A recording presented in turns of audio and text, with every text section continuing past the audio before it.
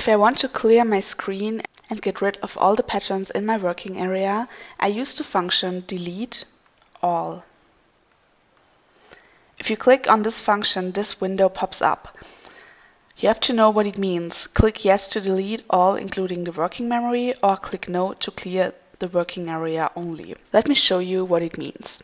At first I start with a click on yes. The system deletes everything on the screen, including the grade rule information and everything in the background.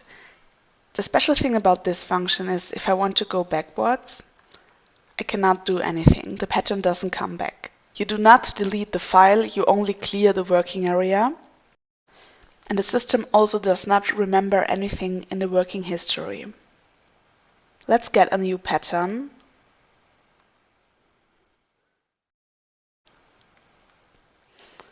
Now I want to delete everything again, but this time I will click on no. So I move my cursor to the menu delete, click on all, the window pops up.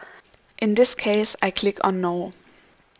As you can see, the same thing happened like we did before. The system cleared the working area, but I can go one step backwards and get my pattern back. If you click on no, the system remembers everything in the working history, like for example the changes done on a general rule.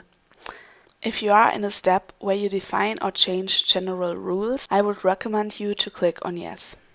Before you delete all the pieces from screen, make sure to save your patterns.